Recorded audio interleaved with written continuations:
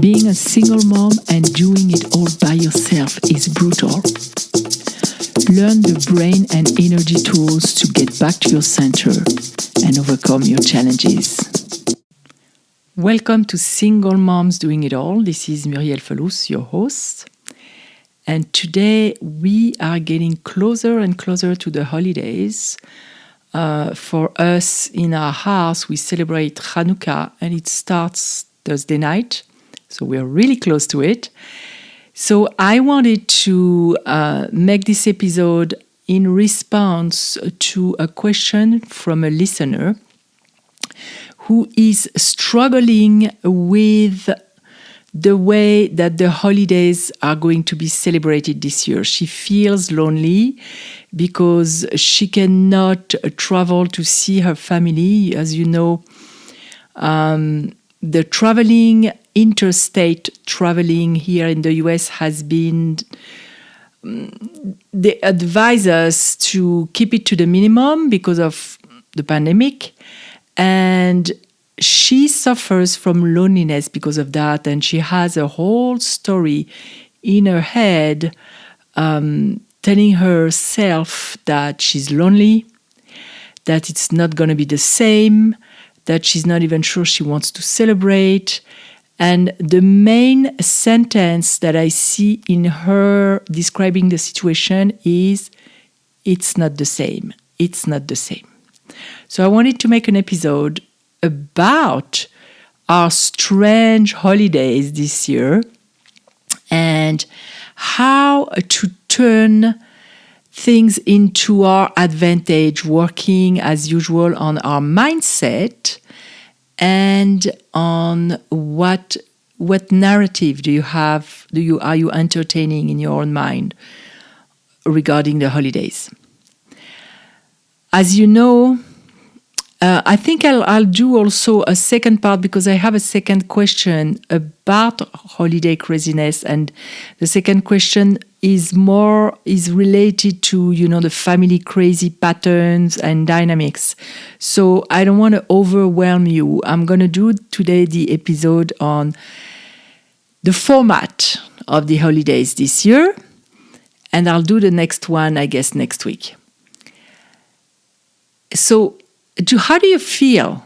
Did you ask yourself how you feel about the holidays this year? Did you even go shopping and buy presents? A lot of people are very put off. I must admit that that's me too, by the long lines and the standing in line with masks. So I did a lot of shopping online because it's cold and the lines are outside of the stores. And for me, it's kind of difficult to breathe with the mask, so I don't particularly enjoy that.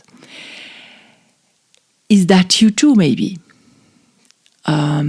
Or did you just even send gift cards? That's even simpler. How do you usually celebrate holidays? Is it a big family gathering and this year it's going to be much smaller? Or is it normal for you that you don't have that many people? Or maybe you're used to go to a family gathering and this year you're going to stay at home. How do you feel? That's the first question that I would ask myself for that listener. That listener said that she feels lonely, she feels sad. So those emotions are not fun emotions. But maybe you're okay. I know I'm okay because,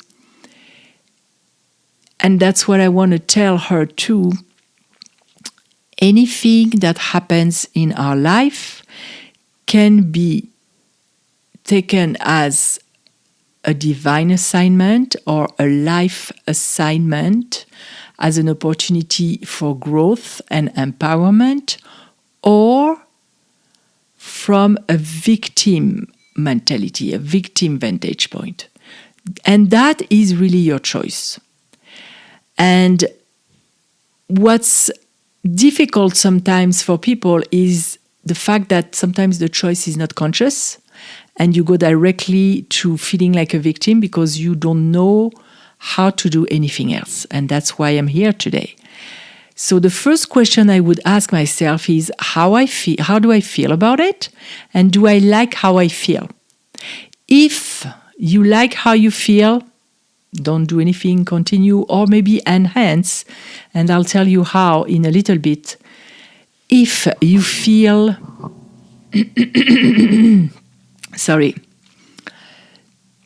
negative, if your emotions are less than positive, then that's when you want to examine your mindset and what story you are telling yourself about what's going on.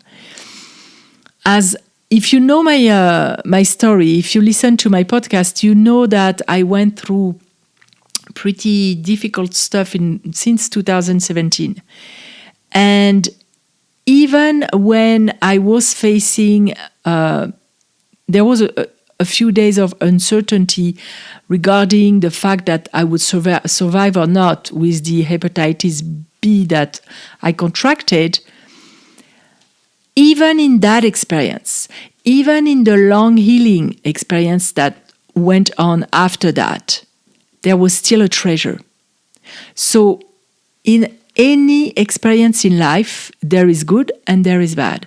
And your experience is going to be determined by your ability to focus on something good or something bad. So when you say, I'm lonely, it's not the same, and you repeat it to yourself over and over and over, you're sending a message to your brain that it is negative. And you're focusing only on the negative. But there are other ways to look at it. The other way is, thank God we're safe. Thank God I am protected in my house. Thank God I can connect with other people, with computers and phones. Can you imagine? I always think about that because since I'm an immigrant, I always have those movies in my mind and those stories of people leaving their country of birth to migrate to a different country. And in many cases, they would never see their family again. Like the Titanic, the people who, of course, the Titanic is not a good example because it didn't reach its destination. But people who took a boat back then from Europe to America, a lot of them never saw their family again. And even in America, the people who decided to cross, to take that very dangerous journey from east to west, a lot of them never saw their family again. They would write letters, and in that time, letters would take a long time to get there. And that's the only way they had to communicate with their family. So we are really lucky.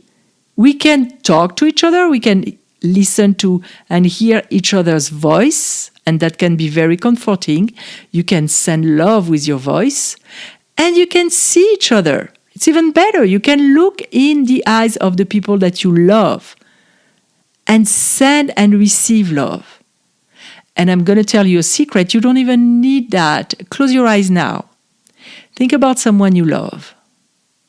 And imagine, and my cat is reinforcing what I'm just saying. Imagine that you're looking in each other's eyes and see yourself telling that person, I love you. I deeply love you. And see them smiling and receiving that love. Feel the connection with that person that you love. It can be if you have family members, your kids. You can even imagine your kids when they were young. It's such a great feeling, but imagine them today. And at least when it's in your mind, they won't roll their eyes on you or anything like that. So you can do that. But if you want something a little bit more concrete, because you're saying it's not the same, look into connect with Zoom or FaceTime or Skype or whatever you're using and talk to each other. You can have a meal together. I do that with some friends. Sometimes I do that with my friends in Israel. We do a 3-people conference and I have both my friends with me and we joke and we have coffee together. And those are moments of love. Those are moments of connection. So what do you want to focus on? You want to focus on the fact that this year it's completely unexpected, completely different than anything else that we lived before? Or do you want to focus on the fact that thank God for computers?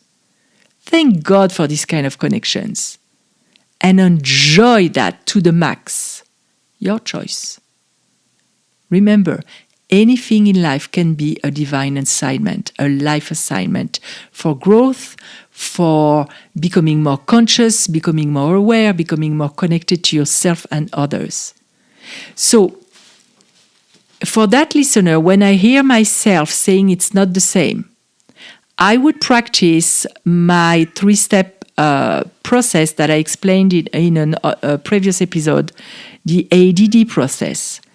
Acknowledge what's going on and how you feel. Discard the thought. Discard the thought that brings you there, that it is not the same. You throw it in the trash. That's the old story. That's the story that put light on the negative. You throw that thought away and decide on another thought. So what I always tell people, make a list of thoughts that you can pick instead, because when we are triggered, when we are in the moment, it's very difficult because of the fact that our stress center is active in the brain and is redirecting the blood flow towards our limbs and make our heart beat faster, make us ready for the fight. We can't think properly. The frontal cortex doesn't work as well, so we are not as resourceful. Maybe we can't pick that specific thought that would help us. If you have them on a list, on a sheet of paper, or even better, a notebook. I have notebooks with different kinds of categories because on certain days, a thought can uplift me. On another day, it won't do anything for me. So I pick several kinds of thoughts. And I pick the one that is resonating the most on that day and that is uplifting me the most. That's what you can do, the ADD process with some notebook. And the last thing I want to remind you, the same way that when you have a toxic person in your life who's trying to trigger you, you don't have to engage. You don't have to go for that dance. You don't have to tango. Let them dance alone. Choose another dance. You can do the same with your thoughts. Some thoughts are toxic. Some thoughts pollute your mind. Just don't engage. Thoughts are thoughts. They're not who we are.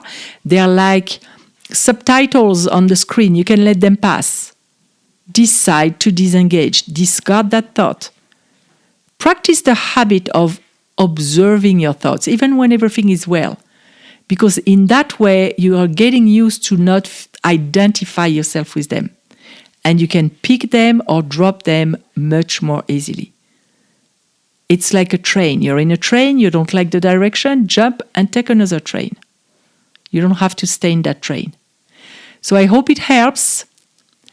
And like I said, I'll do another episode on other aspects of the holidays, but really bathe into the blessing of the internet. Thank God for the internet. Thank God for our pets who think that they can come in the episode and talk. That's also a blessing. You can, if you're alone and you have a pet, you're not alone. There is a presence. They have their personality. They are there. Then connect with them as well. I'm sending you much love, and you're not alone. I'm even connected with you. We all are on an energy level. We all are sending you love. Talk to you next week.